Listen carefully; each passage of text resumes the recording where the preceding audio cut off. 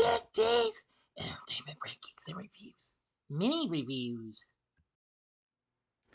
Greetings, my fellow YouTubers. Welcome again to Big D's Entertainment Rankings and Reviews. My name is Doyle, better known to you as the Big D, and I'm back again with another mini reviews vid. And well, though this was originally to have two films, but it looks like it's gonna be another three. Because I just watched another film not so, just recently, and well, these three are ended up being bad films and what have you. Well, one was okay, but two weren't quite. So you better be on your toes. I'm gonna do this by the way they go and what have you. So if you're ready, let's start with our first mini review in this vid.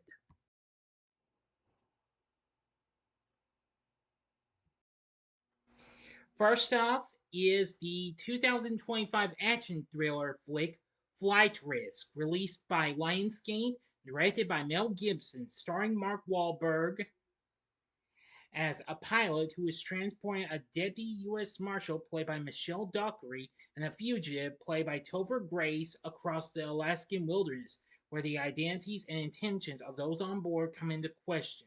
Now, this was released earlier this year on my birthday, January 24th. But it really got dissed and what have you. I wasn't too thrilled with it completely, but it was okay in what have you. But some of it was not, yeah. A U.S. Marshal named Madeline Harris arrests Winston, an accountant, while he's in hiding in Alaska after turning informant against his former employer, the Murray crime family.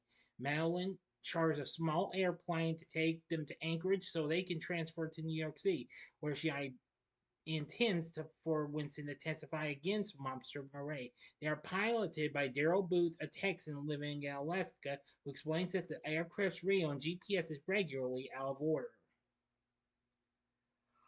But apparently, it turns out to be, well,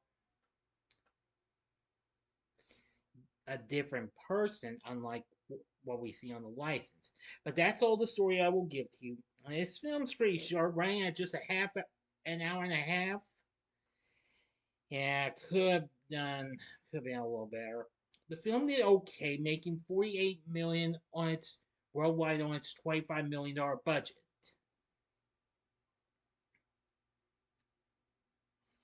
But anyway, the film was alright, but it just wasn't great enough. But if more films that get bad responses over this from me over this does, this probably won't make my worst of ranking, but maybe it will. It just depends. Anyway, Rotten Tomatoes has this at a score of 30%, saying while there's a high place for high octane dumb fun, the film dives straight into unpleasant camp without a parachute. Yeah, some of its humor did not hit with me. I wasn't thrilled with some of it. Metacritic has a score of 38. Audiences polled by CinemaScore surveyed by CinemaScore gave it a mere C, while those polled by PostTrack gave it a 70% positive score.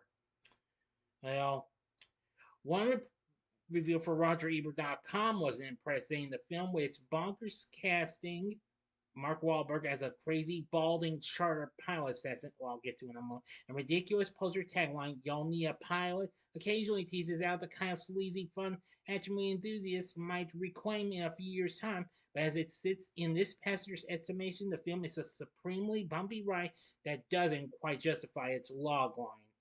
I agree on this and what have you. I wasn't too thrilled with this and what have you. If, like I said, it was okay. The music from Antonio Pinto was fine and what have you.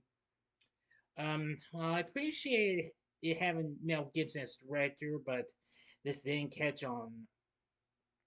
We had Michelle Dockery playing Madeline and Topher Grace as Winston. Now, I'd say they were good. Mark Wahlberg played Daryl, who was fine, but there was a problem with his hair and what have you. Two parts of it was blah. There was, what in the cotton blooming world was with that? Huh? I was not at all impressed with that. Some of the humor was a little off and what have you, but well, Flight Risk, I didn't really enjoy it much. It was okay and what have you, but it wasn't that great of a film. The film's currently on physical media and and has been available to stream on Stars, and you can also catch it on the Stars channel itself. Flight Risk, I don't know, just I'd say you could give it a one-time watch or just avoid it. It's kind of a draw for me. My score, I give Flight Risk 2.5 stars. Wah, wah, wah. And on a scale of 1 to 10, I give this a 5. Next mini review, please.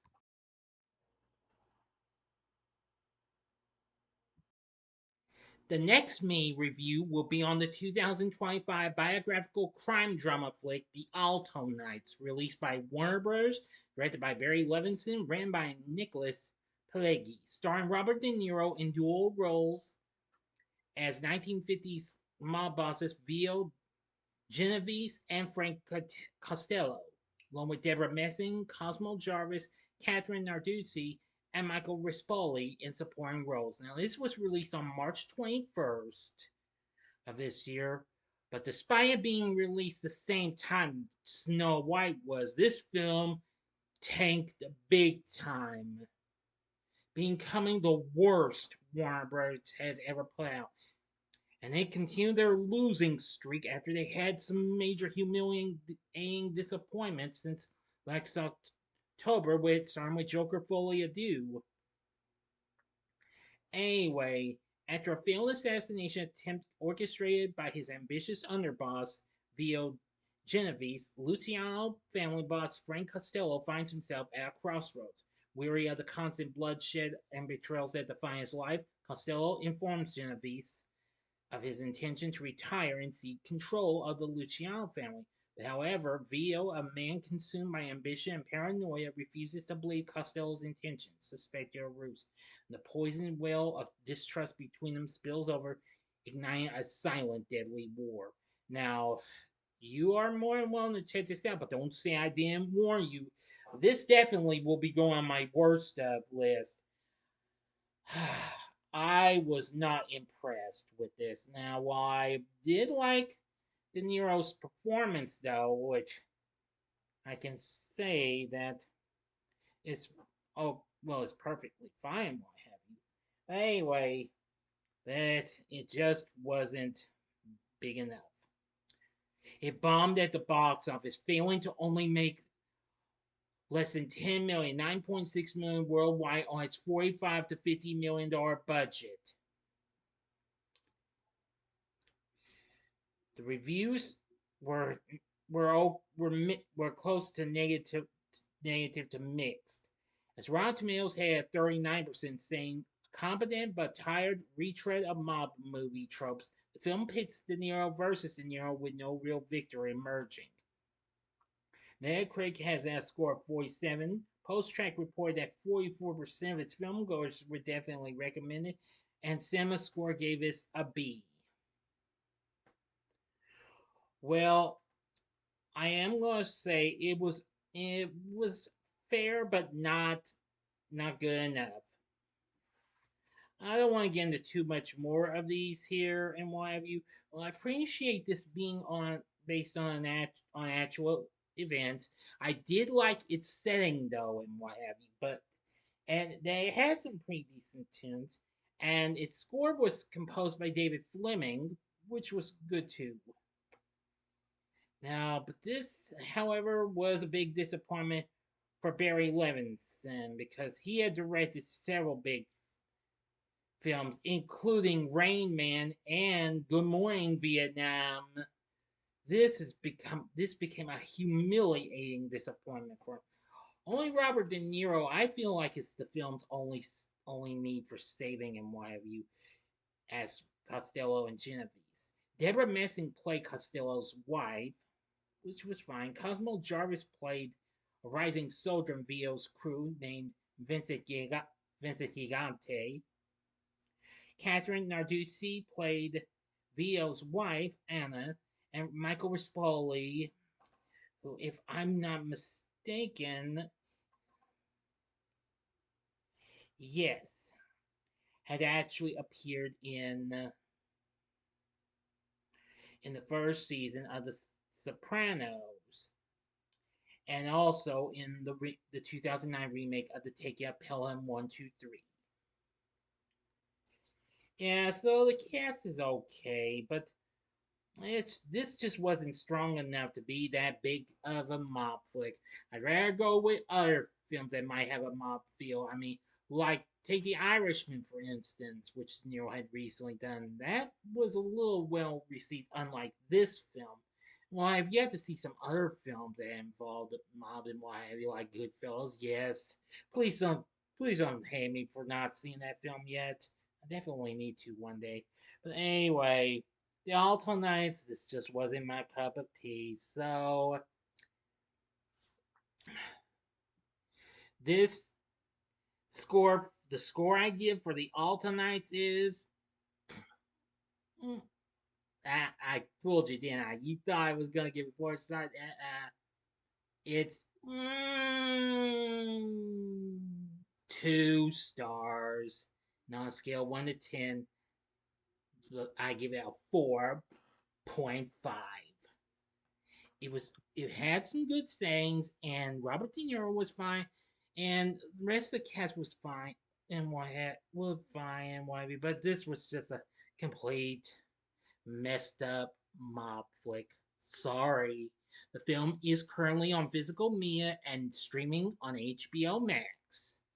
Now, this was originally to be these two films, but I've decided to throw in a last minute entry, and here's another film that tanked at the box office. Here we go.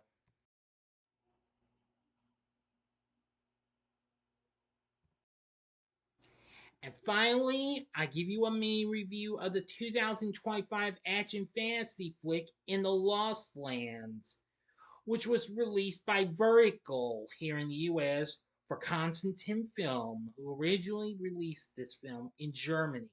The film was directed by Paul W.S. Anderson, who I know best from Alien vs. Predator and a few of the films in the Resident Evil series. The film stars Anderson's own wife, Mila Jovovich, along with Dave Bautista as a witch and a hunter, respectively, who journey into a dangerous landscape to find an artifact for a queen. And this film came out, well, I decided, since this was last minute, this was released in the US on March 7th, just after it made its premiere in Australia.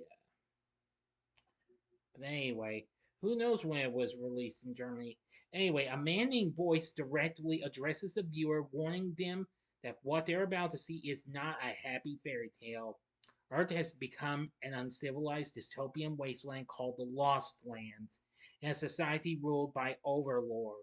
Order is forcibly maintained by the church. Great Alice, a witch, is being executed by hanging under the orders of the enforcer and her followers from the church. Grey Alice uses her powers to trick a man into helping her escape, but the enforcer kills him for it and leads a group of men in pursuit of her. For this film, uh, I'm sorry to say this. I was not impressed with this film. This is based on the book of the same name by George R. R. Martin. You know, the man who gave us Game of Thrones. But this isn't even close to being as good as Game of Thrones. This film tanked hard, way hard, with only a measly $6 million on its $55 million budget. And Rotten Tomatoes has a score of 25%, saying squandering George R. R. Martin's source material on an incomprehensible eyesore, this film could use its own map out of the wilderness. And Metacritic has a score of 41. Well, I can understand that Anderson tried to do his extreme best in one of you, but this is his biggest disappointment of a film he's given in some time. So I think I'd rather stick with AVP and the Resident Evil films he directed. Well, the dystopian setting, saying was good, was decent, what have you, but not great though. Some of it kind of felt a little bland and what have you. And let's see, Paul Haslinger score, it was all right. The cast, I'm gonna say, I think only Dave Bautista and Mila Jovovich are the only ones who really are the only standing things for this as Boyce and Gray Alice. For the rest, Arlie Jover playing Ash is fine and what have you, and many others. Most of them, I'm afraid, I'm not too familiar with, unfortunately. But unfortunately, this film definitely is going to go on my worst of list as well. This film, while I appreciate its dark dystopian thing, which was okay, but it just ended up being bland and what have you, and it kind of put, and I fell asleep during some of it. So I realized this film just really wasn't worth it. And I doubt I would ever watch it again. And for my score for In the Lost Lands, it's, you guessed it, mm, 2 stars.